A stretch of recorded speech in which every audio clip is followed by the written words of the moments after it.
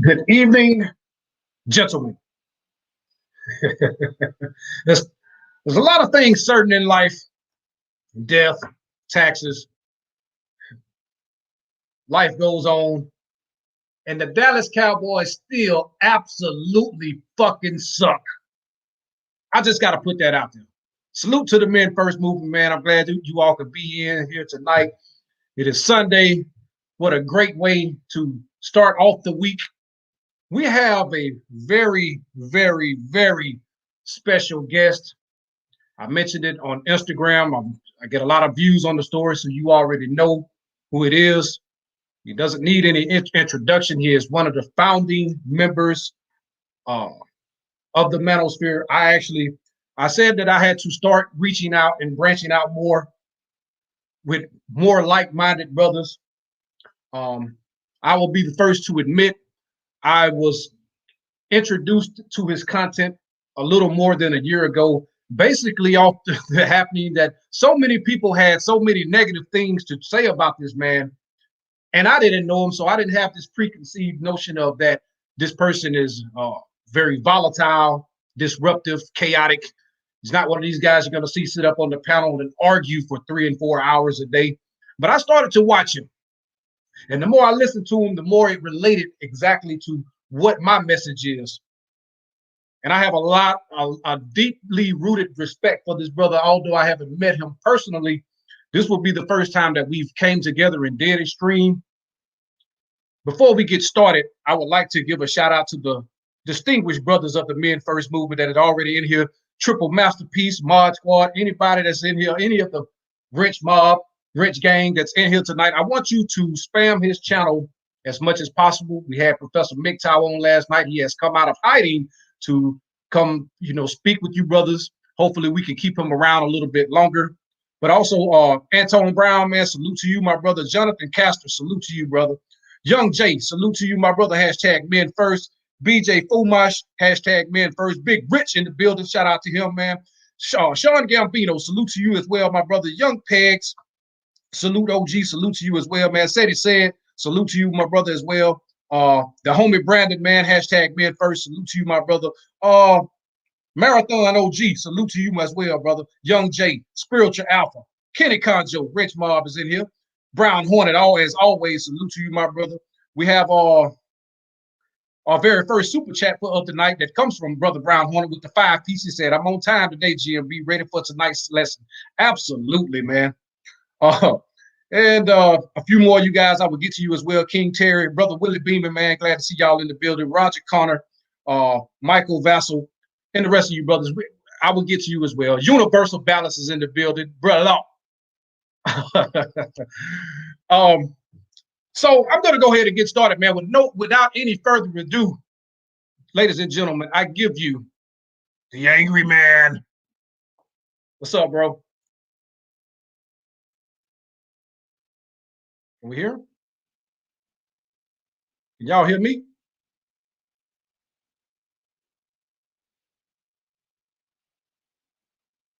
Are you there, bro? Can you hear me? Yes, sir. Can y'all hear me? May be having some technical issues over there. While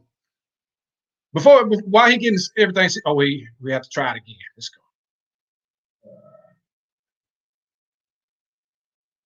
Can you hear me, bro?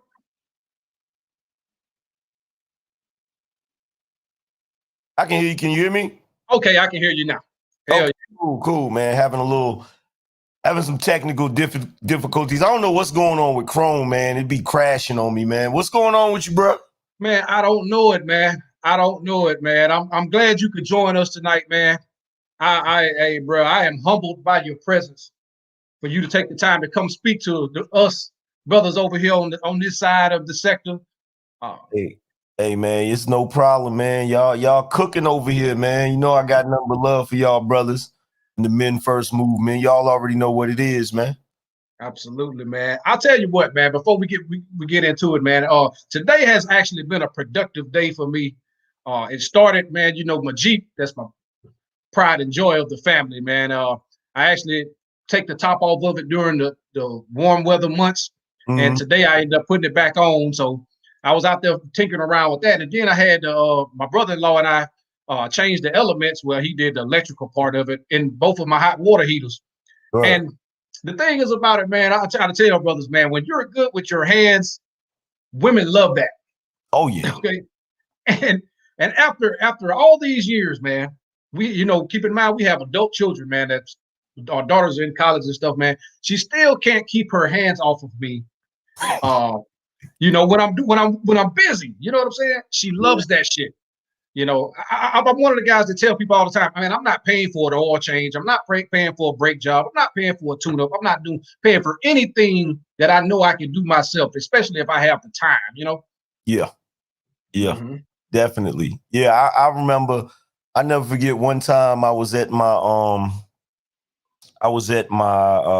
my sister's house, and she had just bought an entertainment center, and it came in this big box or whatever, and it had to be put together. And her boyfriend at the time, she wanted him to put it together, but he's not mechanically inclined, so he didn't know how to put it together.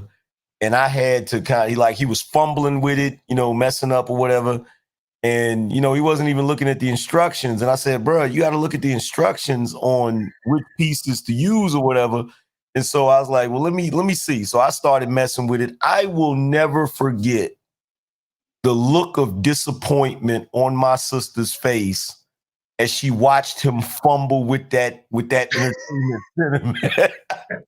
I'll never forget it, man. Ever. Wow, man. I tell you, man, I mentioned it before, man, but you know, a lot of these so-called, you know, high value men, what people talk about, you know, these rich celebrities and shit. You know, it's a reason that a lot of the times, man, the old ladies end up fucking the gardener or the personal trainer. You know what I'm saying? It's a reason for that, man. There is no substitute for masculinity, man. Nope. And I want to get into, so I want to dive right into it, man. We got 139 people in the building, man. I'm sure it's going to increase. Y'all brothers like the stream, spam the channel. Like the stream, spam Angry Man's channel. Okay. I want to talk to you about something because we relate a lot on this particular subject. Brothers know that I have been with my woman for over 25 years now. Last year we actually had a ceremony, you know, to commemorate that, man, because I felt like she deserved it. You know what I'm saying? But this guys run around these spaces and call guys simps for being in a relationship with a woman. And I wanted to get your take on that, man, because I think that people use this word way too loosely when it comes to the male and female dynamic, man. Well, yeah, what I've noticed in this space is, you know, they've sort of treated, they've begun to treat a lot of the rhetoric as if it's like some sort of gospel for their religion. And they believe that it's gotten to the point where a lot of guys in this space, they truly are anti-women. And I didn't want to believe that back in the day when a lot of the women were saying, oh, you guys over there anti-women, because I knew I wasn't anti-woman. You know what I'm saying? I'm anti-strag. Yeah. I'm anti-thought. You know what I'm saying? But they treat it like you can't even be in a relationship. I mean, I've been in a relationship for the entire time I've been on YouTube. I think there was only one or two times that I was single where there was a little bit of a separation. But my girl that I'm with now, I've been with her we've been together for I think going on like 12 years. And you know, like what I don't understand with these guys is if you can find a woman that is worth your time, that is actually cooperative and respectful, are you still going to feel the same way? And are you making a distinction between a thought and a good woman? Exactly. Because if you find a good woman, see, that was the thing that I said to the brothers one time. I said, okay, we talk about all the wrong type of women. We talk about the thoughts. We talk about these chicks that ain't hitting on 2 cents. What happens when you meet the good woman? What happens when you meet her? Or are you going to let that creep into, are you going to let the rhetoric creep into your personal life to where you're looking at all women the same way? Now, everybody know I'll go hard in the paint on chicks that ain't about it. But if you got a chick that's doing what she's supposed to do, that's a whole nother. And I thought that was the reason why a lot of guys were in this space, is because they were tired of the wrong type of woman and they wanted women to be better so they could actually pick them a better woman. The thing is about it, man, I tell guys all the time, because you got a lot of people out here that consider themselves pro-black. And I tell guys all the time, man, you can't consider yourself pro-black and be anti-family, man. No, you can't. It doesn't work, man. Me personally, man, I chose to raise my children. I didn't see any other way. My father was in my life. I looked up to my father. I didn't idolize my father as much when I was young. The switch hit around about 16 with my father, because he was one of these whole hardcore old school motherfuckers. You know, Saturday morning, your ass getting up and you going to work. You're going to go out there and cut the grass. He was hard on me, man.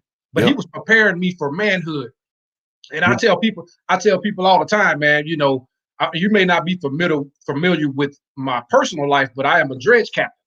You know, I work, I'm normally gone 4 to 5 weeks at a time. I come home for a week or two, you know what I'm saying? And I work like that. And it's hard to find a motherfucker that can physically outwork me, bro.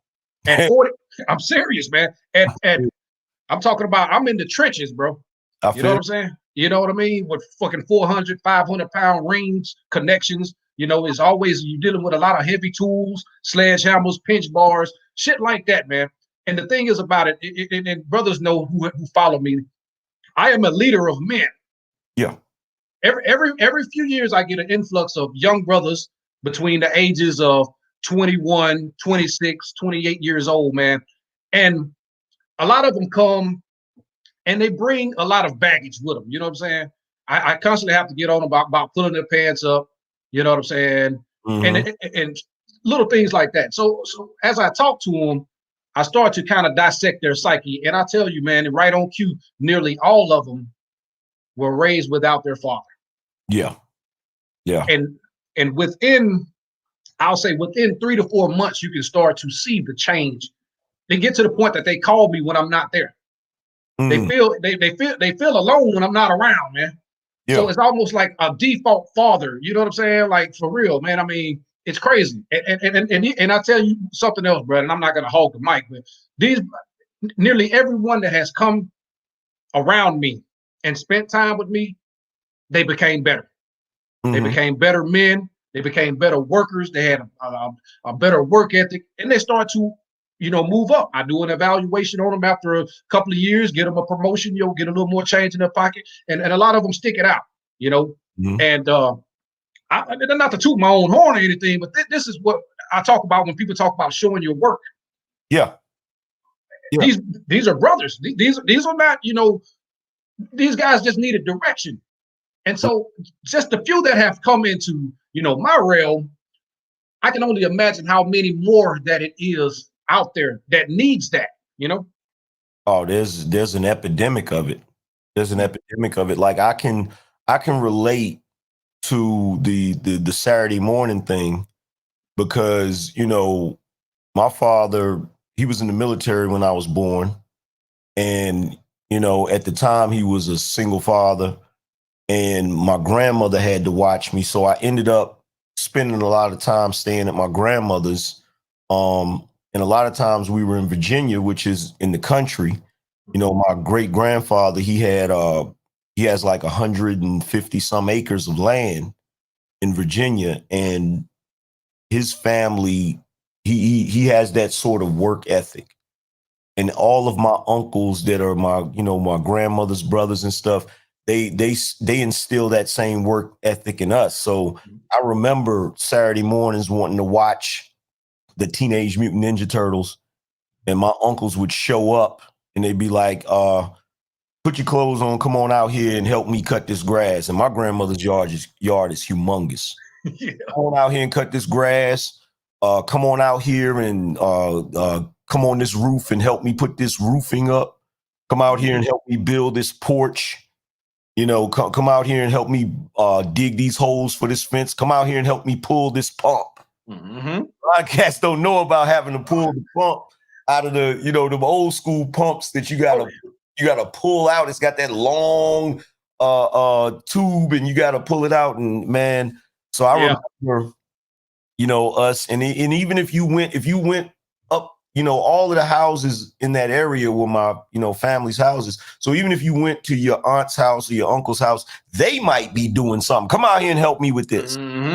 And I can honestly say that it benefited me greatly. At the time, I hated it, but it benefited me greatly because by the time I got into the workforce, I was able to handle it. Some of the jobs I had was, working. I worked in the furniture factories. I worked in the textile plants. I pretty much can drive any forklift that they make, and for you guys, if any of you guys have ever worked in a furniture factory, if you know about that executive desk, when you got to load that executive desk into the back of a trailer, man, it's the way they do it is they have the executive desk and then they have a wood frame around it with the box around it. So you got the weight of the desk, you got the weight of the frame, and then you're moving it into a trailer, and whatever time of year it is. If it's cold outside, it's going to be much colder in the trailer. If it's hot outside, it's going to be much warmer in the trailer. So, you know, a lot of guys, they come here to YouTube and they see me grinding the way I do, and they say, "Man, Angry Man, how do you grind so much, man? How do you?" It's because that work ethic was instilled in me at an early age by the men in my life. And you're right. There's a lot of guys in this space, and just in life in general, that never really had those father figures or father to make them get out there and work and teach them those principles. You know, I don't really, you know, because I'm not really doing anything outside of YouTube, you know, I don't really mentor, you know, young brothers out here in my personal life aside from my own boys. But here in this space, I try my best to give these fellas principles that are masculine principles that'll serve them well in life, so that they don't catch, you know, the pitfalls that a lot of these guys catch because they've been taught by women to operate a certain way, not realizing that women can get away with that. Women can get away with that because women, they can go get jobs in these corporate offices. Most of the jobs they're going to get are going to be, you know, jobs where they're in air conditioning. You know, for us men, you know, we don't really get jobs like that, especially brothers. You know, a lot of us, if we go out here and get good jobs. And then on top of that, that's another thing. A lot of brothers don't realize they would actually make good money if they actually went into a lot of the fields that are blue collar fields. But they stay clear of it because they have this sort of lazy mentality. Yeah, exactly. I've been in my career, this past June made 21 years. Okay. I've been getting it out of mud. My father done the same thing before me. You know what I'm saying? And he hated the fact that I got into this shit because my uncle is the one who actually got me on. My father would have never wanted me because he said it took up too much of his time away from his family. And I understand it, man. Yeah. But and he downed me, man. Every time every couple of years, I would move up. Like I started out as what they called a whistle boy. You was basically doing everything that everyone else told you to do. It's almost like, I guess, like a private in the military. Yeah. Everyone was your boss. So I did a lot of cleaning windows and shit, you know what I'm saying? Mopping floors, scrubbing decks and shit. And by out of necessity, they needed a deckhand. And I had been a whistle boy for about 8 months. And they thought, man, at this time, you know, I was still fairly tall. I guess I was maybe about 6'1.5", nearly 6'2", about $140, soaking wet. You know what I'm saying? And they thought I was too skinny and frail, man. I had the fucking curly hair and shit, you know. And they thought I was a fucking pretty boy, but they didn't know. They didn't know that dog that was in me, man. You know what I'm saying? Yeah. And out of necessity, another company had sprung up and was paying more. So they needed a deckhand. And when I got out that motherfucker, I remember the deck captain, which was second in command, he asked the captain, "Why has this boy been on this dredge all this time? We could have used this motherfucker." He said, "I didn't know." Yeah. And, you know, and from there forward, man, I mean, like running tender boats, tugboats, welding, running heavy equipment, dozers, excavators, cranes, digging a dredge, man. You know what I'm saying? There is pretty much nothing in that field that I can't do. You know what I'm saying? And I'm good with tools. I'm mechanically sound. You know what I'm saying? These are things that I try to tell brothers, man. Like, you don't have to sit you don't have to be in a corporate office. You know what I'm saying? Because I'm gonna be honest with you. I'm sure I make more. I make more than anybody in my family. And that's being honest. I put it like that. I mean, I got a retired military. My older sister, she was a nurse practitioner. She passed away a couple of years ago. But all of my brothers, they're college educated. They got degrees and all that other bullshit. They don't work nearly as hard as me, but I know they don't bring in the same amount of money that I do. You know, and so I tell brothers all the time, the opportunities are out there. You know, and you don't have to stay with it, man. You can build a foundation with that, man. Like you say with the forklift license. You know what I'm saying? That you will always have that. You know, and you can take the money that you save and get into what your goals and ambitions are. you know, build, you know, have a foothold in life, and then, you know, take your money and start to, you know, invest and you can get capital, buy land and shit, man. That's my thing, man. You know, I love land, Yeah. property and shit like that. You know, that those are my side businesses. Many people wonder, why do I still work in my career? I mean, for one, they pay me too goddamn good to give it up, and Yeah. and secondly, the effect that I have on young brothers, man. Yeah. It's become a passion of mine, you know, and I love to do it, bro. I mean, it's a part of my purpose. This YouTube shit is hard for me because I don't have the time, Yeah. but Yeah. I try to make the time because I know brothers brothers need men like us. They Yeah. really do, Yeah. now more than ever, you know. Yeah, they do. And you know, another reason you do it, it gives you purpose too. Mm-hmm. Gives you purpose too. But you know, one of the interesting things that you said about your pops not really wanting you to go into that field, I got a similar story too. My father by trade was a mechanic. You know, in the military, he was a diesel mechanic. And when he got out of the military, he went into being a mechanic, you know, automotive mechanic. And my father in this area, he had built such a reputation for being this you know, this awesome mechanic that has worked in numerous fields, that when I was younger, he could get me a job at pretty much any place just by, you know, just off his word. He could call him up and say, hey, my son need a job. Can you give him a job? There was even one time I went to a place and they had like the whole test that you got to take, you know, the little test where they ask you, if you saw somebody stealing, would you tell it? You know, this little Mm-hmm. arbitrary test or whatever. And I didn't score uh, high enough on the test, on that test, to get the job. And the guy was like, I'm gonna hire you anyway. Cause you know, Wow. because Mike said to hire you, my father, you know. So and I remember my father telling me one time, because I was working at one place with him, because most of the men in my family have either been truck drivers or mechanics.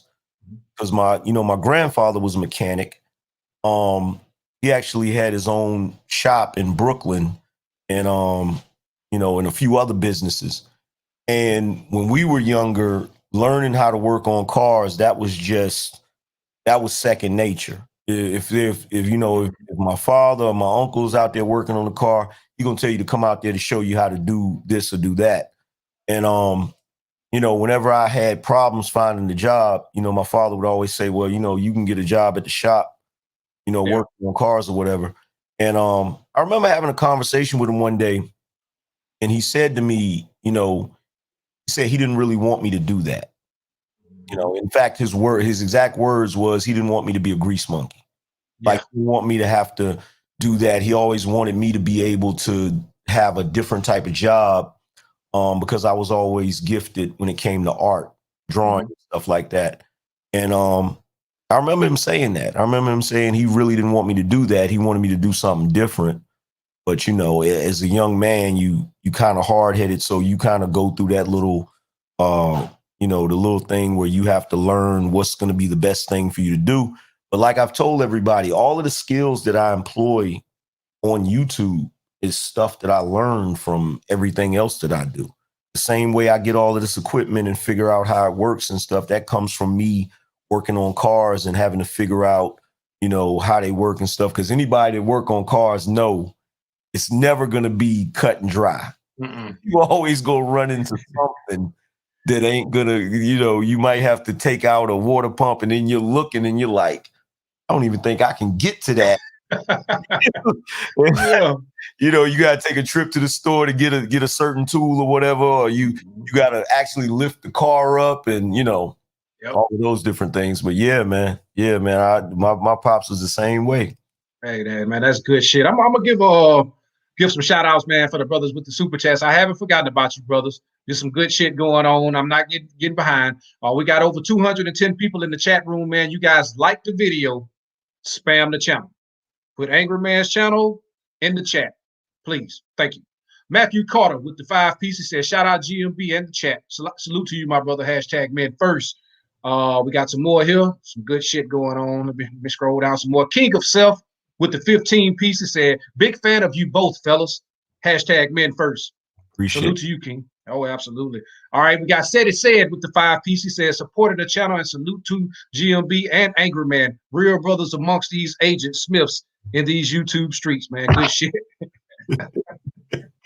Hey, at any time you can hit the turner now. Yeah, hey, you can put Angry Man's Cash App in there. Put your Cash App in there, brother. You know what I'm saying? You know, you here. All right. Salute to my brother Ice Turner, man. Fire and Ice segment coming on Tuesday. Salute to brother Ice Turner. Y'all go subscribe. Ice with the 20 piece. He said hashtag men first, hashtag hetero pride.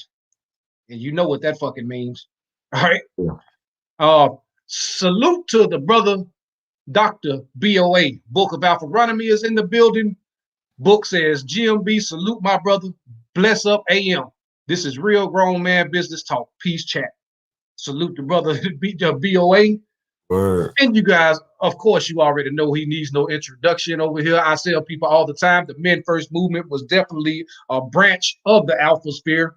It's pretty much where I started my shit, you know, and I've been hovering beneath the surface, man. And I'll tell you something, man. I will be honest with you, man. The guys that follow me and listen to me, man, I mean, you can't ask for better. Wow. These brothers been rocking with me, man, and you know, it's you know, and they loyal to the message. I tell people all the time, I'm not the most articulate person, I'm not the most educated guy, but one thing that I do have, and I know I got it from my father, it's grit. You know what I'm saying? It's sheer grit, and then what he like to call that dog in you. You know what I'm saying? And I have that dog in me, man. I'm a go-getter, bro. And brothers, it's relatable because everyone sees that, okay? And shout out the Book of Alpharonomy. We got a couple of more super chats I want to get to before they get away. Stay balanced. Blue collar work is as honorable and masculine as it gets. It's great to be reassured of that. Absolutely, my brother. And I appreciate the super chat, man. I really do. So, our next topic, of course, I got a few of them I want to discuss with you. You know, I don't stay on long, man. I mean, most of last night went up to 2 hours, but normally an hour and a half, man, because I know that time is very valuable, and you're a busy man. I am as well. But I want to try to cram all this shit in here if I can, because I remember you talking about this, and I got to actually bring up the footage. I have to pull up fair use. Lonnie Love. Okay. Woo! Oh. Yes, sir. bro, why is this submission argument so hard for black women, bro? They've been. This is what's really messed up about it, man. What's really messed up about it is it started between the greatest generation and the boomer generation. Mm-hmm. Greatest generation of women wanted their daughters to have more opportunity. So they used to tell them, make sure you go get your education so that you won't need a man. Mm. But the boomer generation of women didn't realize the greatest generation weren't telling them that to completely push the man out. They were telling them that to basically say that if you get in a relationship with a guy and you get married to him and he up and leaves you, if you got an education, you will be straight. Mm-hmm. That's really what that was for. It was supposed to be a contingency or a backup plan. But what it ended up turning into is the ideology, which is I'm going to get my education so that I don't need a man. Meanwhile, you look at other group of people, you look at white women will go to college to get a husband. Yeah. When sisters will go to college so they won't need a husband. Mm-hmm. And then the messed up thing is, and they bought into that from their mothers. They also bought into it from the feminist movement. But what you'll notice nowadays is that the women who bought into it the most, which is our generation, Gen Xers, mm-hmm. They bought into it the most. They're the ones that's having the most problems because they realized after they've had their career and stuff but they're still yearning for something else. They're still yearning for a meaningful relationship. In fact, they even did a study about it. They said that Gen X women, they have the most difficulty sleeping. And it's because their mind isn't at ease, because they're trying to figure out how, they've been sold a lie, which is that they can have it all. And it's a delicate balance for a woman to have a career and have a family too. She has to prioritize her family over her career, but they don't want to do that.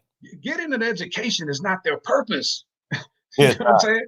It's not. It's not. And they're trying to get away from their natural design, what they were biologically designed to be. And they try to find, and they struggle with that. And then it's sad when you see them at an older age, and they're stuck in delusion. They're not even facing the reality that you're gonna probably die alone. And in a lot of these cases, these career women, they're still broke. I mean, I got to be honest with you. They may get I know several of them that graduated with a degree and they don't even have a job in the field that they got a degree in. Yeah. You see a lot of this shit, man. And the thing is about it, man, I spoke about this before, man.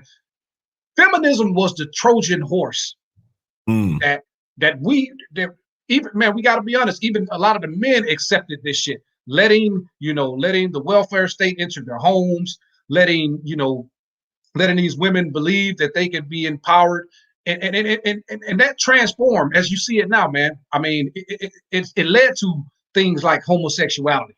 You know what I'm saying? It did. Okay, and now, if as a people, as a community, once you accept homosexuality as the norm, you know what's next. It's that P word.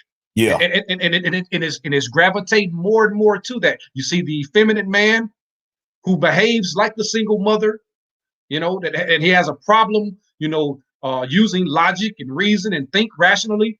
And this is another reason, man. And I mentioned to you when I emailed you, I don't do that panel shit, man.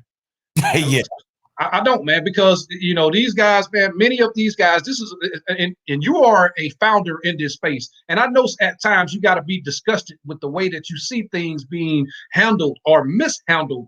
I don't have a problem with women per se. You know what I'm saying? I don't like strag, nothing ass, trash ass hoes. I'm just serious.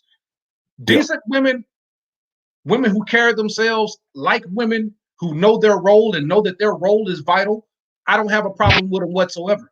What I do have a problem with is when females use the regurgitate males' content. Oh yeah. And to build their own platform, regurgitating talking points that we've used years before. You know what I'm saying? And you see exactly what she's doing it, but these weak-minded, effeminate males will look at this as, oh, she's agreeing with me. Oh man, she understands, she gets it. All the while standing up there with her fucking cleavage out. Yeah. Don't get me started on it. But I just want to get your take on that, my brother. Yeah, it's ridiculous because when I first came into this sort of space, there wasn't really much of a space to speak of because you had the brothers that came before us that were having great difficulty keeping their content up because they were getting flagged left and right. Brothers like K-Soul and Black, Thug Titian, Sarge Willie Pete, all of these different guys, Black Ram, they were having difficulty keeping their content up, even though their content was hard-hitting content. It was the first time you started to see brothers being able to give pushback against a lot of the lies that were being told about Black men. So when I came into the space, everybody had the same mission. Everybody had a laser focus on it. So all of us, we weren't going for any of it. Any of the women that came into this space trying to, pull a fast one, everybody was on it like immediately.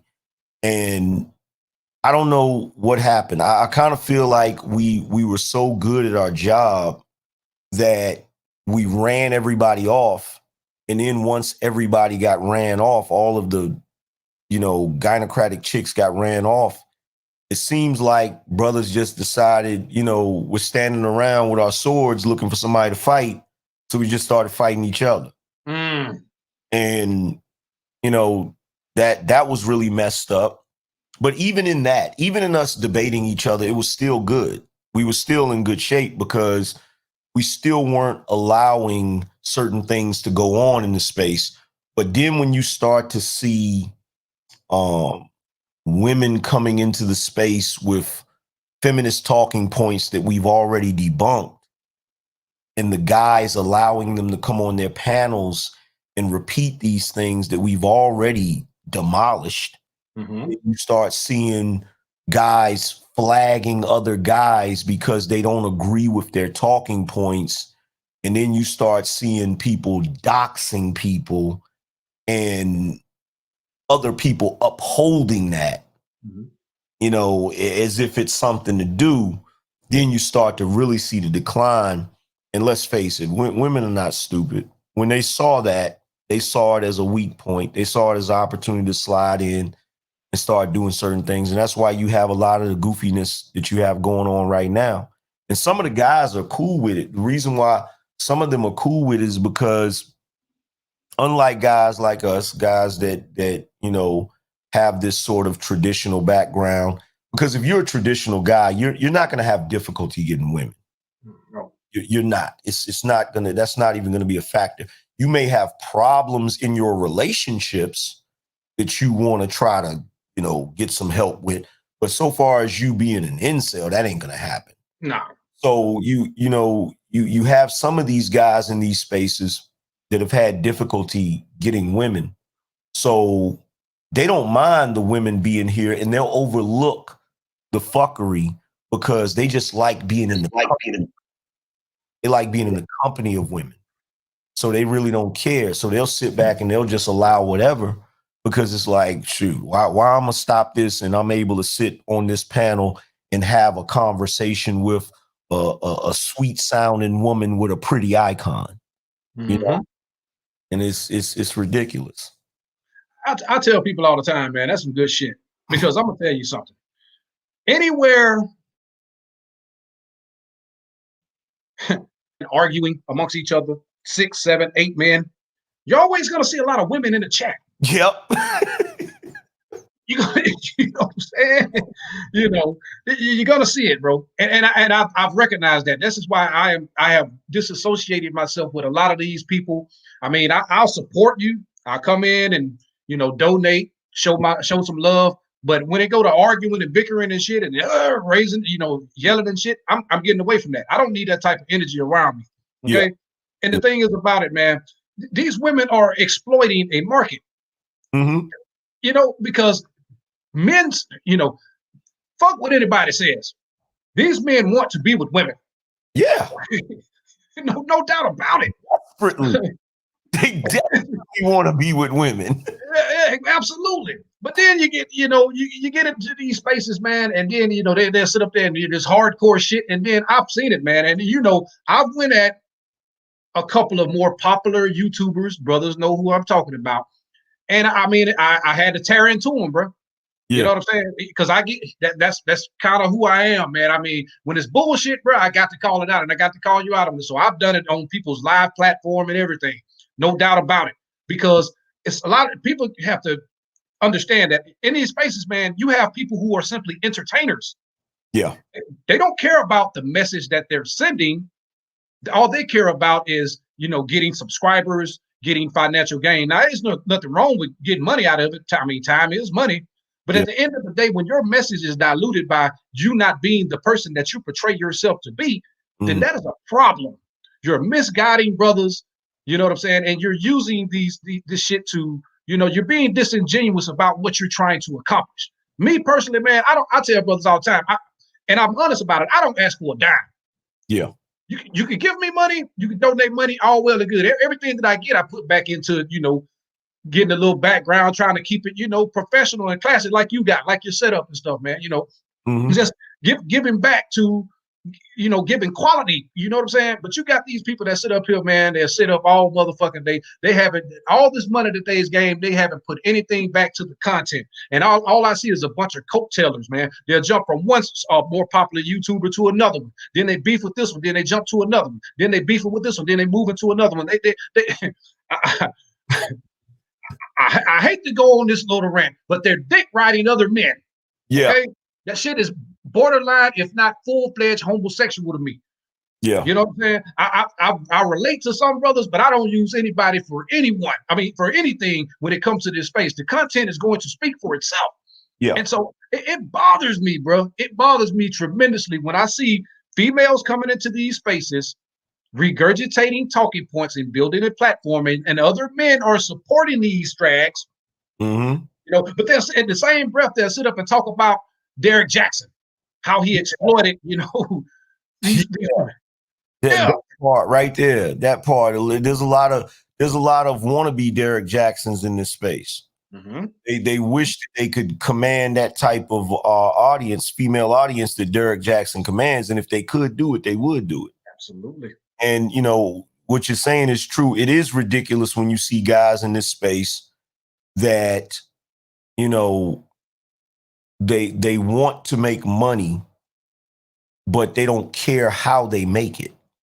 They don't care what their message is to make it. So what you'll see a guy, if he's doing this, if he has this message and his message is leaning this way, if he sees that he's not making enough money and then he looks and sees somebody else that has a message leaning the right way, then he'll lean that way because he wants to make that type of money.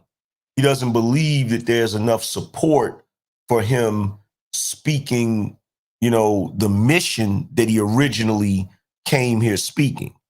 And the thing you notice the most about guys like that is that they have had people support them. They have had people that were diehard fans. They have had people that contributed them on a regular basis. But what you notice about those guys is they never contribute to anybody else. Right. They never donate to anybody else. They don't put any money back into their platform. They don't put any money back into the other brothers that are putting out content. And they pretty much just they go whichever way the wind blows. Mm-hmm. And it's like that's not even what a man is supposed to do, regardless of what the circumstances is. Regardless of what the circumstances is, you're supposed to stand on something. Mm-hmm. And whatever you stand on, that's what you're supposed to live by. Your word is supposed to be your bond. So if you came out here originally and you're saying, look, I'm speaking for the brothers because I don't like the way these women are treating the brothers, that's supposed to be your mission. Mm-hmm. You can't all of a sudden just one day just decide, well, you know what? That was the mission, but now I'm going to teach these strags how to get better men. Like what? Like what? Bruh, are you serious? Like, come on with that, man. The brothers who come to this space, they came here because it's an oasis of black male thought. And the whole reason why this space even came about is because a lot of us used to be in the other space that was male thought. But the problem is when we were in that space and we would bring up the caveat of black male issues, it was always a problem. So it's like, okay, we can't exist in that space and talk about the issues that are affecting us specifically, then we need to make our own space. So since we've made our own space, it's like, I don't understand why brothers don't feel the need to protect it. You know what I'm saying? It's one thing to support it, but it's a whole nother thing to protect it. And, I kind of made the analogy one day. I said a lot of these guys are like FELTs from 300, the hunchback guy, where he wants to be a part of the mission, and he can dish it out. He can talk. He can say these women this, these women that, these women this, these women. He can hurl the stuff out there. In other words, he can thrust that spear. But when it comes time for him to lift that shield up, he can't lift it. Can't lift it. Can't lift it. And then when he's, when your man says, well, look, your position may not be this. I can't use you in this because you can't lift the shield, but you can help. You can drag the dead off of the battlefield. You can give the men water. Nah, he don't want that. Nah. So because he don't want that, now he wants to go and trade sides and be with the other group. And he'll do it for nothing more than the attention of women. And that's disgusting, man. It's egregious. But that's what you see going on in this space. Oh, absolutely, man. I tell guys all the time, man, my integrity is not for sale.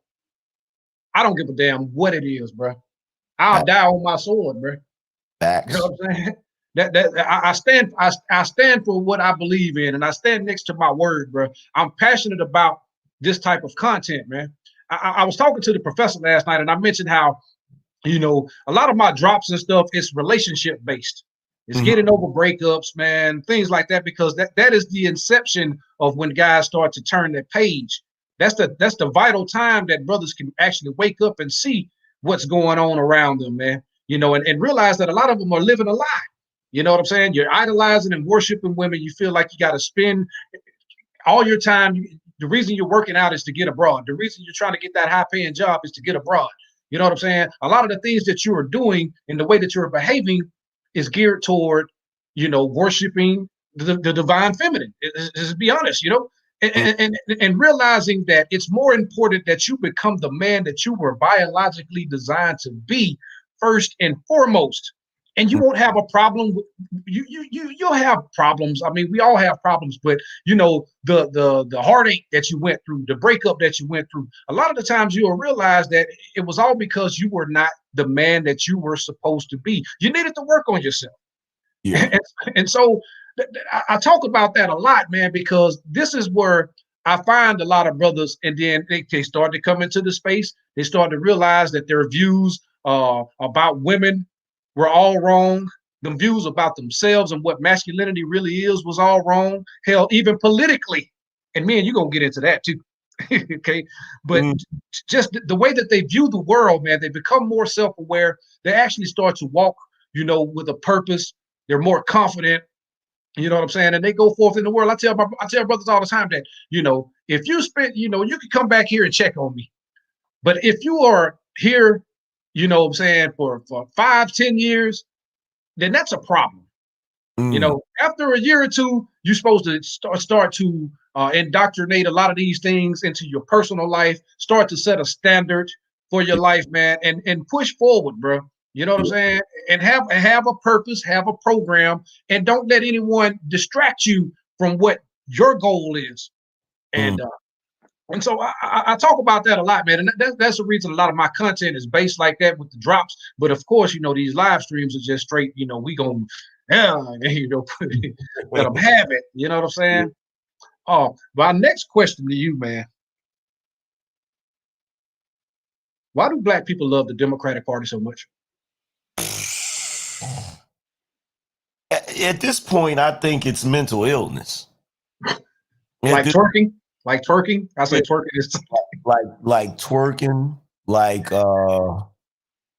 one of my things that I can't figure out is black people eating chitlins. But it's something like that. It's this strange phenomenon, because every time I get into a discussion with anybody black about the Democrats versus the Republicans, I'll just ask two questions.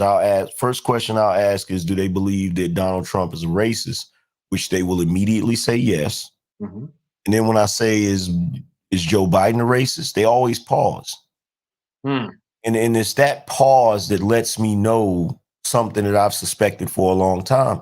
Black people associate the Democratic Party with being black. Even if the candidate is white, they still view the candidate as a black person. They've been doing this since Bill Clinton. Because you remember they was referring to him as the first black president. Yeah, because he played a saxophone and he admitted to smoking weed. Huh? Yep.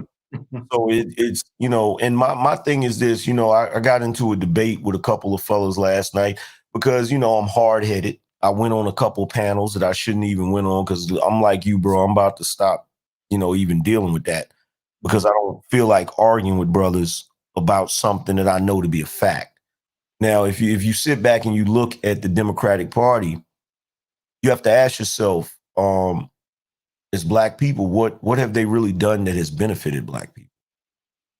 And we're not talking about, and let's face it, the whole entitlement programs, welfare, and things of that nature, that has only served to hurt Black people. Mm-hmm. Because I know some Black people now, and it may be anecdotal, but I know Black people in my personal life that they probably would strive to do a lot more if they didn't have that crutch to lean back on. Exactly. So, when you look at and then the other thing that I've noticed is when you reach a certain income bracket, due to your hard work and your diligence and, the long hours and, the sacrifices that you make, the last thing you want to hear about is a political party that plans to take money from you and give it to folks that are being lazy. Exactly. That's the last thing you want to hear. So the more prosperity you get, it's kind of hard for you to be, in favor of that party, because in addition to making money, and, once you start making money, you're going to want to buy property. You're going to want to be a homeowner. You're going to want to, and once you get those things, you have to protect those things, which means now we're getting into the Second Amendment. Now you're getting into, okay, let me make sure that I have, at the very least, that I have a pump shotgun. Like when I was growing up, my uncle and, men in my family, they told me at the very least you should have a pump shotgun in your house. Absolutely. So, you start to look at those things that become important to you, and you have to really ask yourself the question, like, are Black people in favor of the Democrats because they're used to handouts? And are they not in favor of Republicans because, to be truthfully honest, they're not really striving to do more and gain more? Because I notice every single person that is in my life that I've gotten into an argument about Republicans versus the Democrats, the ones that's in favor of the Democrats are always broke. Exactly. Exactly. They're always broke. And I told them one time, I said, look, you want to argue with me about the Democrats? Because right now I'm literally the patriarch of my family. Mm-hmm. So it's like, you want to argue with me about Democrats and Republicans? I said, the one thing you need to realize is that the reason you're broke is because of Barack Obama. Hmm. And if it wasn't for these Republicans, I wouldn't have the money to help you with every time you call my phone asking me for some help. So, People tend to forget that the housing market crashed under Obama, and it wasn't a pandemic. yeah. Okay, I'm gonna give you my take on it, AG man. But I'm gonna read out a few more of these super chats. I know I missed a few, man, and y'all forgive me, man. I appreciate all you brothers' support, man. Shout out to Jive Turkey with the 5-piece. I think he had left another one earlier before that, man, but it's going on. My bad, brother. When you get into these type of talks, man, it's gonna go.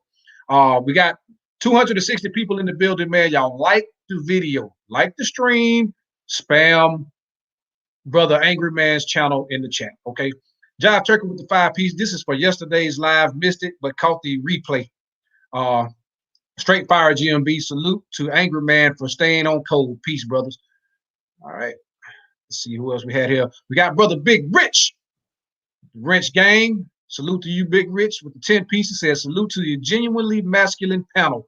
Hashtag men first. Salute to you as well, my brother. We got one more here. I see. Let me try to get up here. Let me get it. All right, brother Zeke with the 15 piece. He said, "Oh snap!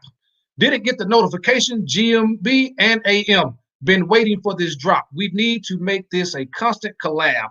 Hashtag men first and hashtag double M double up 100. Absolutely, man.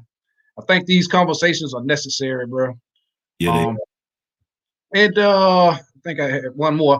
Brother Al with the 10 piece, he said, I make 90K a year and pay 600 a week in income taxes. I want to choke the people that say we need higher taxes, income, property, sales taxes, etc. I work half my 14-hour work days for free. Hey, let me tell you something, brother. The brother that just said that, you ought to have a conversation. You ought to have a conversation with me and my girl. Hmm. My fiance, oh my God, she was talking about the other day how she gets taxed. And I'm man, look, I tell my family members sometimes, I said, if you knew how much I had to pay in taxes, you'd cry. Because I don't get a income tax return. Like, you know how people first of the year they file their tax and they get about $5,000, $6,000, $7,000 back. No. Yeah. No. Yeah. Man, I'm gonna be honest with you. I be seeing these motherfuckers. This is something I say all the time too, man.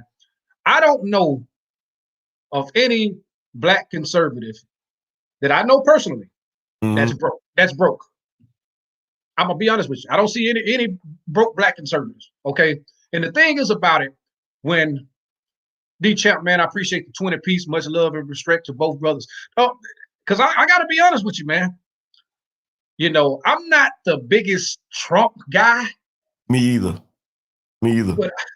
But I am not going to vote for a party whose policy has inflicted so much damage on my people.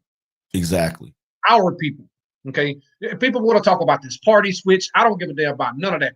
Jim Crow, slavery, the Klan, all came from the Democratic Party. Okay. Feminism, abortion.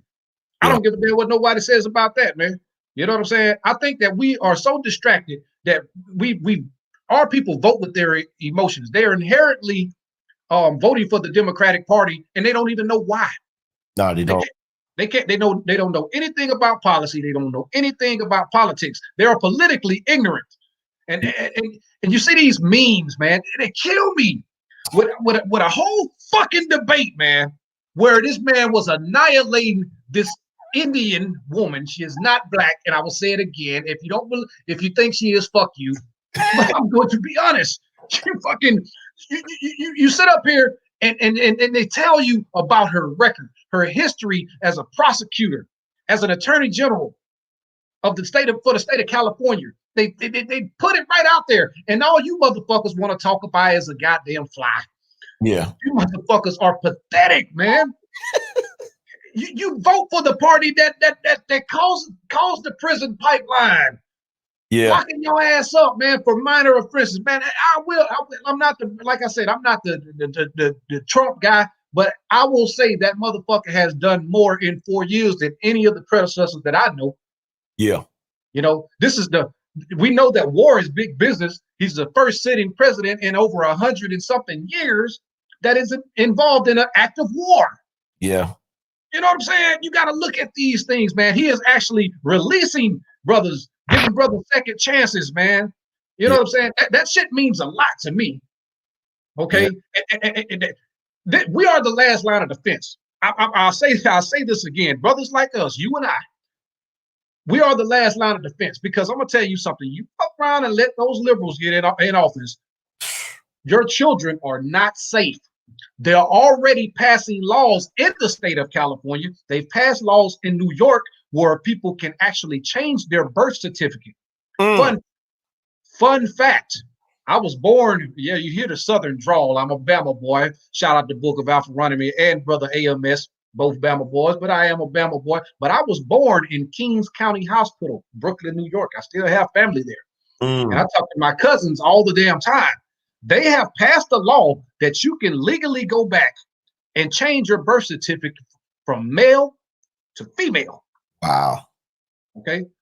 They are also passing laws in California to where you get you get help, you get treatment for the P word. I'm serious. I can pull it up, man. And you cannot make this stuff up. This is what kind of laws that the liberals are going to inflict. You're going to have grown-ass men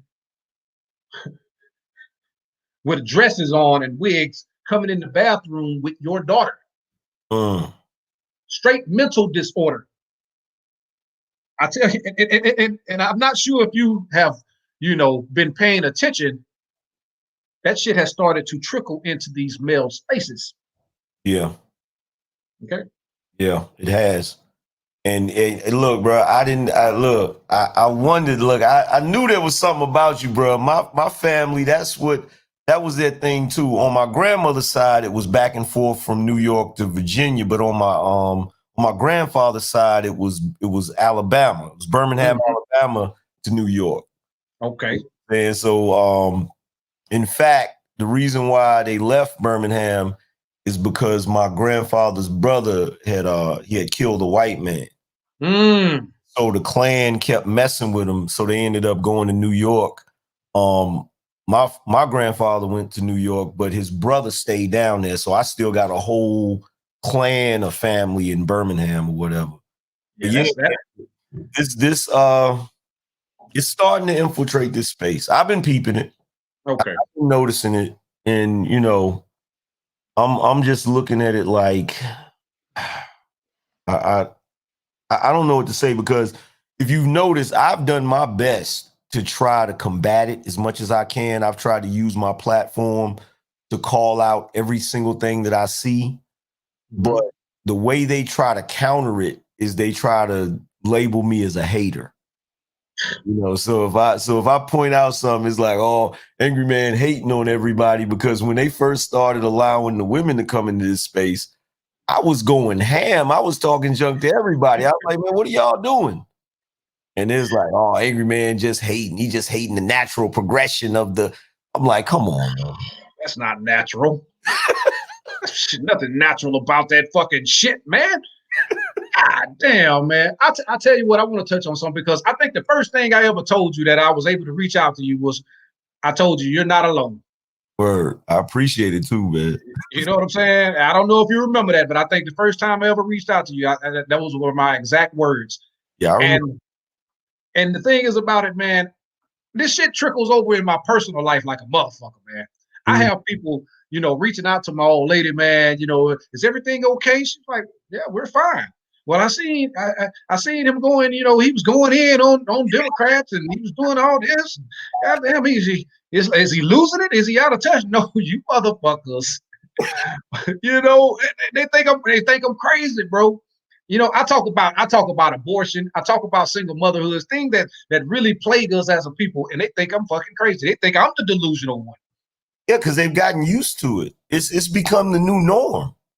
It's become the new norm. Like, the thing that bothers me more than anything in this world is the fact that when I was growing up, and I got family all over the place. I got family in New York. I got family in Detroit, Michigan, Birmingham. When I was growing up as a kid, I remember these places that are separate, that are far away from each other. But the one thing I remember that was a common bond is that these were Black communities with Black families. Mm-hmm. And, so when I watched shows like The Cosby Show, that was not something out of the ordinary for me, because of the simple fact that, everybody I knew had Black families. They had a father and a mother in the household. And, these were thriving communities. And the crazy thing is, I watched the shift in my teens. Yeah. So a lot of the, like, I look at my parents and, my aunts and uncles, just about all of them were married and raised families, especially in Birmingham. Yeah. Especially in Birmingham. Birmingham has really tight-knit families. And what I noticed is, by the time you get to our generation, you start to see a lot of women in your family. Not only do they not get married, they can't even keep a boyfriend.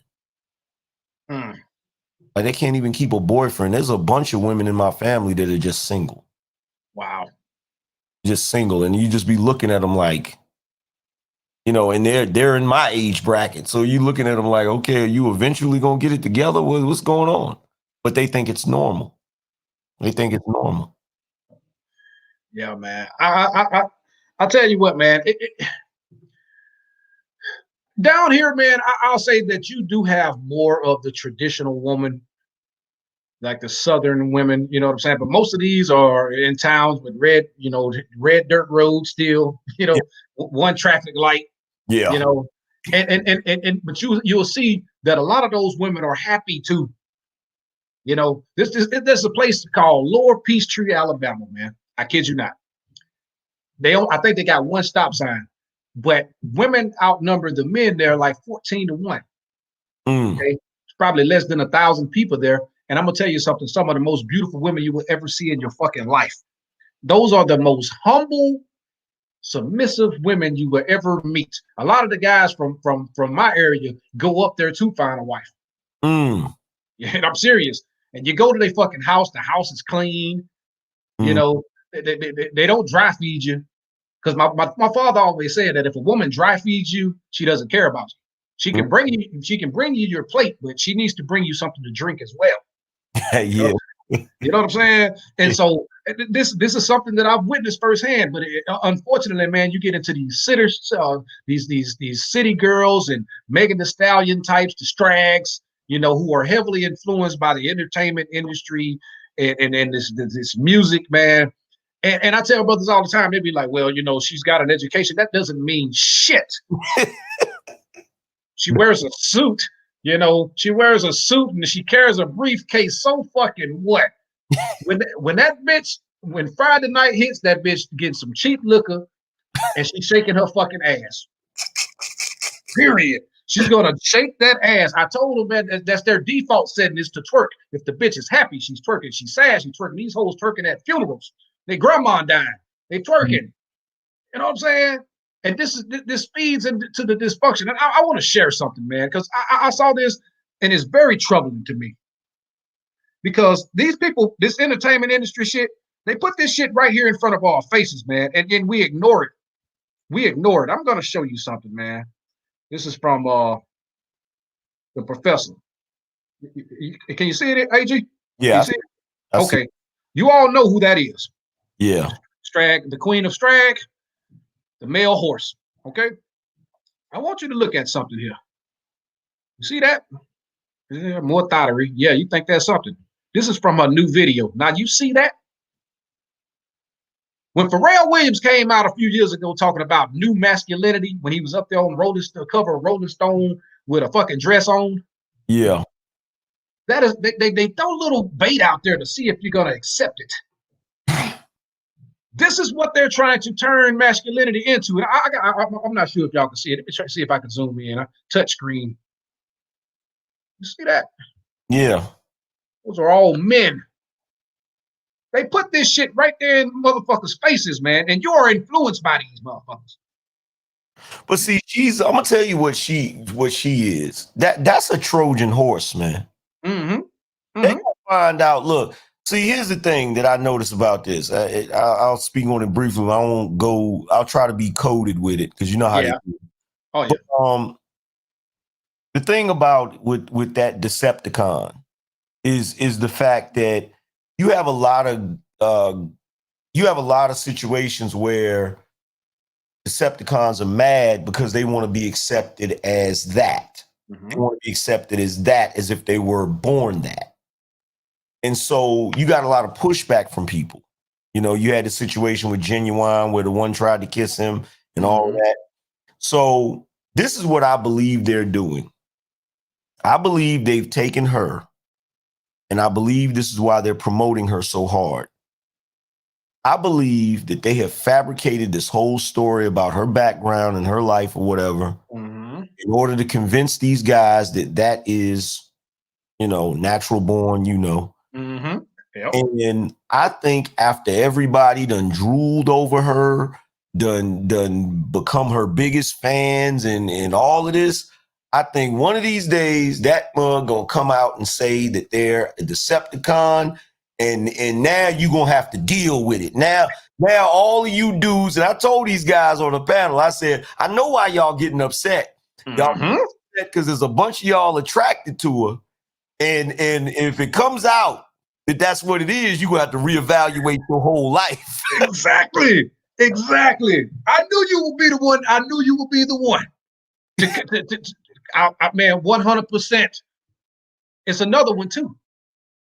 Another one too. You know, you. This is the first time you've been on here, but you know, I like to pull shit up. I be wanting people to see things, so you know what I'm saying. They know I'm not full of shit.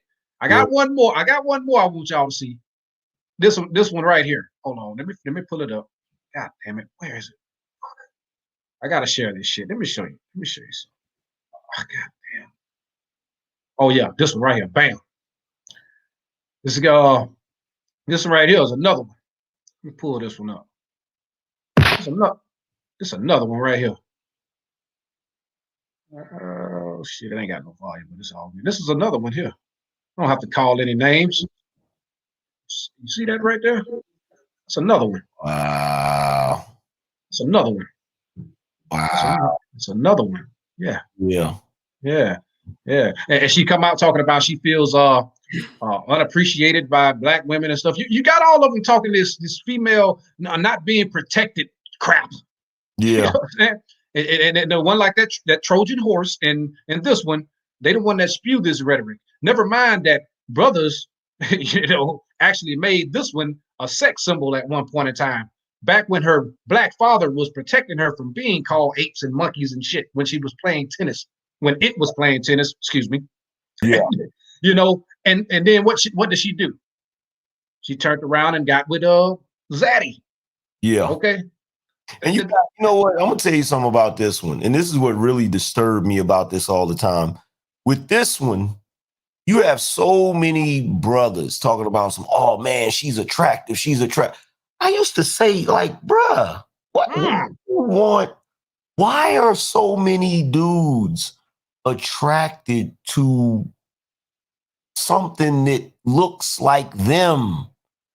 It doesn't make sense to me. It is very confusing. Mm-hmm. And I'm sitting there looking like a woman is supposed to be soft and supple, and it's supposed to have really feminine traits, not very masculine traits. And I've been sitting back looking at it, and see, I'm gonna tell you the other part that they've thrown in there that nobody has really paid any attention to. They have been allowing Decepticons to do their makeup. Mm-hmm. They're doing their makeup so similar that nowadays they have almost become indistinguishable. Exactly. Especially with the behavior too, because it's gotten to the point where the Decepticons, they are actually the standard when it comes to not only the makeup, the hair, but also the mannerisms, the lexicon, the way they speak, the way they behave. They've become the standard of that. Mm-hmm. Now you think about it like this: if you go into another culture that doesn't exist, you go into another culture, you know what it is soon as you look. Yep. But with our culture, it's getting, the lines is getting so blurred, and nobody's paying any attention to that. Yeah, man. I'm telling you, man. Brothers don't realize, man, what exactly is going on. I'm telling you, man, the agenda is bigger than us. We sit here and talk about it, man. We can talk about it for days on end, and brothers still to say, "Oh, she got ass though. She got a fat ass though. You can't tell me she bad. She ain't bad, and all this bullshit." I'm like, no, she's not. She's terrible, and you can't convince me otherwise, man. I was trying to find something else, man. There was one more thing because, man, I'm serious about this agenda shit, man. This is why I want brothers to wake up, man. You know what I'm saying? Mm-hmm. This is why it's necessary, not only for yourself, but you become the man that you were biologically designed to be. I've shown this one before. I got to show it again. Okay, this is just how serious this shit is getting, man. And I don't mean to disturb you, brothers, but I have to talk about it because a lot of you are being deceived, man, especially by the entertainment industry, man. And I got this thing about Instagram, man. I tell brothers, man, sometimes you have to detox from Instagram. Okay, you got to detox from social media altogether, man. Clear your fucking head, because if you sit up and listen to that shit and watch that damn shit all the time, it'll start to weigh on your psyche. Now, I wanted brothers to see this shit. Okay? Now, anybody know anything about, this image you see on the screen here? I give the brothers in the chat an opportunity to answer me.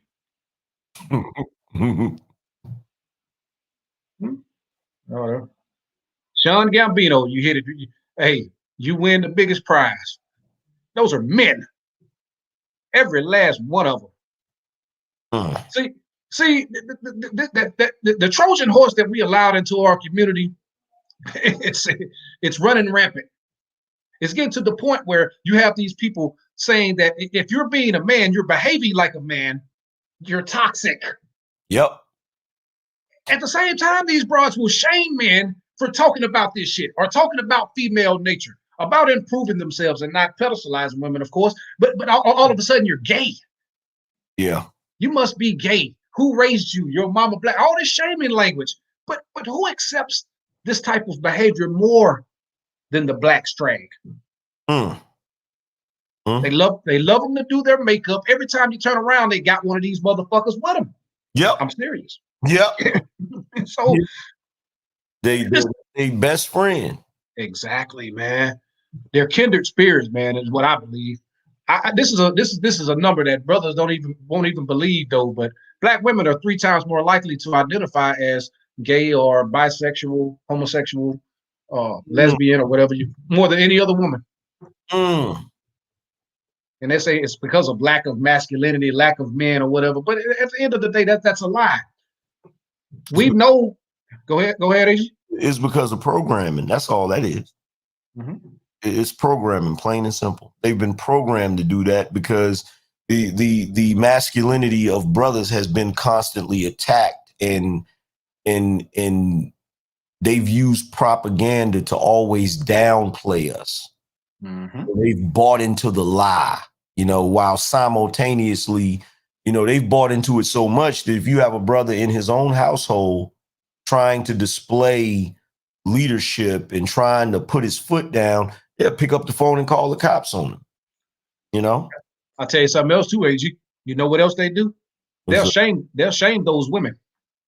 They will actually shame those women for being wives. You're a slave. You're gonna fix his plate. Yep. you cleaning the house. What did he do? You know what I'm saying? Shit like that, bro. Yep. Look at how they're going. Look at how they're going at Jeannie Mai. Like they're going hard in the paint at her just for saying she wants to submit to Jeezy. And it's like, yo, you talking about a dude that's a rapper, ex D-boy that has matured to the degree that he's doing different things. And you know what I'm saying? He found him a woman that makes him happy. So he's trying to make her an honest woman. Exactly. And he can't even do that because, they would prefer for her to be ratchet and ghetto and foolish. And they get married and then the marriage lasts 1 year, if that, Bro, I don't know if you caught it, man, but I went back and watched it. I watched the tape. And you know what I noticed about it? Look at every other female, the other 3 women that was on that panel. Look at their facial expressions, man. Look at their body language, man. I was like, get the fuck out of here. They was not feeling it. Soon as she said it, you just saw the expressions on their face like, ugh. Yeah, man. And London Love is the worst, man. Ever since that chick got into a relationship with Jeezy, man, she has been, slick with slick ass comments and shit like that. Yeah. Because no one wants Lonnie Love, man. She's laying up with a broke Brad, man. A broke raggedy Brad. You know what I'm saying? Better. Broke raggedy Brad. So, God damn, man. But hey, look, we got an update. Ride Enterprises said the Lakers up by 30. God damn. Give a damn. The Cowboys suck. Man, don't even get me started, man. Okay, man. There was somebody in my comments in the chat room. I think yesterday I was saying something about, I forgot what I was talking about. I used the football analogy, and one guy in the chat room, I appreciate his effort. He was like, all I know is my Cowboys is going to the Super Bowl. I didn't even want to, you know what? When I saw the comment, as much as I wanted to agree, I couldn't even speak on the comment. I just had to look away. Like I didn't even see that. Man, I'm gonna tell you something, bro. Man, hey, bro, I hate them fucking Cowboys, man, because their fans are annoying, bro. Like for real, man. I got. I'm not gonna hold you up any longer, but I got one more question. Was that? Who do you think Keanu Reeves is gonna play in the MCU? I don't know. I saw them trying to pick him to be Wolverine, Really? and that really didn't sit well with me. But I seen him trying to say that he was going to be somebody else. So I don't know who they're trying to get him to play. Yeah, I'm sure. It's under my belief because I'm a big comic man myself, right? You know Yeah. what I'm saying? And I honestly believe that in this Love and Thunder thing, they're not, because see, everyone thinks that Thor is going to get killed off. I think he's going to actually become God Thor. Jane Foster is in the comics. I mean, she was actually dying, and Yeah. I think they're gonna finally give us Beta Ray Bill and maybe even the Surfer. Is somebody else going to be introduced in Love and Thunder, man? I'm not sure who it's going to be, Mhm. but I would prefer that they bring in Doctor Doom and Galactus at some point. Yeah. So yeah, man. I think they already said, I forgot who they got playing, and it ain't Christian Bale. Christian Bale is going to be the antagonist in Love and Thunder, but I forgot who they said. They got another actor that's going to be playing Kane the Conqueror, and he's actually going to get introduced. The dude from I heard they're gonna choose the guy, the lead from Lovecraft Country. Yeah, the black guy. Yeah. Yeah, man. So that's what's up, man. I'm all for that. Because my brother-in-law, he got turned on to you today, and he immediately, the first thing he noticed about your background were the swords. Oh, he did? Yeah, man. He was like, yeah, man, because he's big on, he's in the chat, man. He's here tonight, man. Like I said, we was working on the hot water heaters and shit today, man. And he was like, yeah, man, I gotta watch this guy. Yeah. Yeah, man. See, he doesn't really watch anybody outside of me. You know what I'm saying? So, Okay. man. Yeah, like I'm hoping with the MCU, the one thing I'm hoping, I want to see if they're gonna be able to break this Fantastic Four curse. Yeah. Because the cast, the people that they're picking, as far as I can tell, they look like it might be a pretty good cast. So I don't know. It's gonna be hard for them to break that curse because they've messed up the Fantastic Four so much. Yeah. I want to see what they're gonna do with it, man. But I don't know. I'm interested to see if they're gonna tie in Venom with Spider-Man. So There's rumors. There's rumors of that. You know what I'm saying? But right now they're just rumors, man. You know. But they said that they're gonna have it where it'll be Carnage and Venom also in there. I think they're also trying to do like the crossover with Spider-Man or whatever the case may be. Those are rumors, man. There's just stuff I seen here on YouTube. You never know, but it would be nice. You know what I'm saying? For them to get that right, and a couple of other movies that they dropped the ball on. I didn't need Captain Marvel. Okay, I didn't need that movie. Hey, no, it's just more of that agenda mess that they fall into, man. Because I gotta agree with you on one more thing, and I'm gonna let you get out of here. what's that? Ed Norton was 100 times better as the fucking Hulk, man. No doubt about it, bro. The Avengers feel incomplete because if you remember, that was one of the movies where they started having the introduction of the Avengers, because at the end of the movie you had Tony Stark at the end of that movie. So it just felt off that it wasn't Ed Norton. And I really wish they could have figured that out. But yeah. And with what was my man? I mean, Don Cheadle has kind of taken over that War Machine role, man. But could you imagine? Hey, man, I need a suit, man. Hey, Tony, man, I need me a suit, man. Hey, I need that suit, man. Hey, man, hey, fix my suit, man. Oh shit, Tony, I'm paralyzed, man. Help me out, man. Help me walk, man. You know what? That threw it off too. Yeah. But the only reason why we kind of forgave that, because Don Cheadle, he's an awesome actor. Yeah. But that threw it off too. I hate when they change actors like that. Me too, man. It throws everything off, man. Yeah. And so, but bro, this has been great, man. I think everybody has enjoyed us being on here together, man. You inspire me, brother. Hey, I You appreciate. really do, man. Yeah, and you inspire a lot of brothers out here, man. And I want you to know that you have a friend in me. Hey, man, It's, I'm glad. I'm glad to see you, bro. I'm telling you right now. I tell everybody all the time, man. I noticed there's a lot of content creators that are up and coming, that's talking that realness. You definitely one of them, man. So I definitely appreciate the knowledge you be dropping over here, because I know you got a whole other career.